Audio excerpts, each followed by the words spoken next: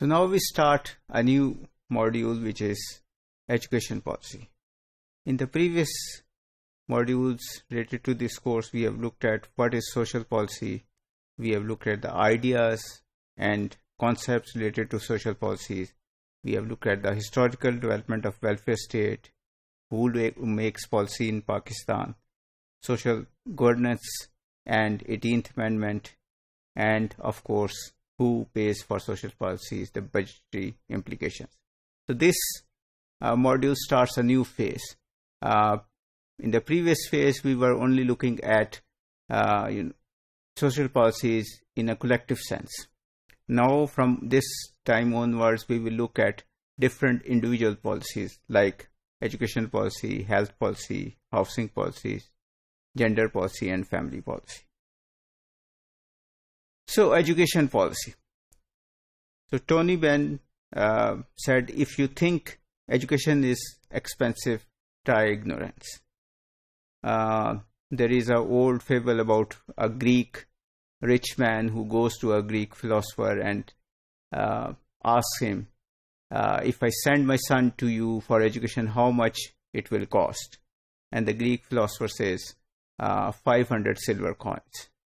And the rich man is not happy, and he says, in this money, I can buy a slave. And the philosopher replies that's great, then you have 2 slaves with you. So that is the idea. Education is expensive, education is lengthy, it takes a lot of time, but of course it's necessary to live life fully and independently. So in ancient times, there was no concept of education. There was only on-job vocational training. So girls and boys of 6 or 7 years old started working, or even before that. And for them, it would seem quite foolish to them that a person is or an adult of learns something for 20 to 22 years. To function in our society, and they would call it a scam by the universities and professors that you have to sit in a room and learn about things, for example about agriculture and social welfare, and they would argue that it's much better to experience things than to learn sitting in rooms in universities. And at some level they are right, but and of course practical experience is necessary, but because of the complexity of the modern world, it's essential now, at least in this period, if not before, that one has to be educated.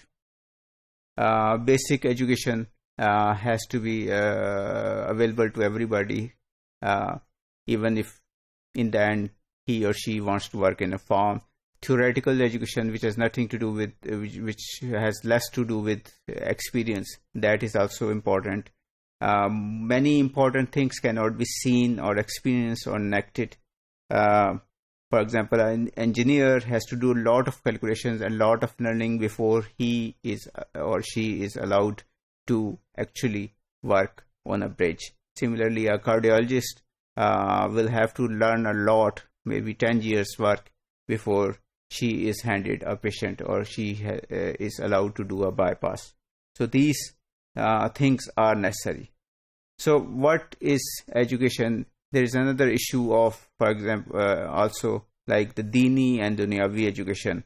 And then the question is, of course, did British destroyed our education system, or did they give us a education system?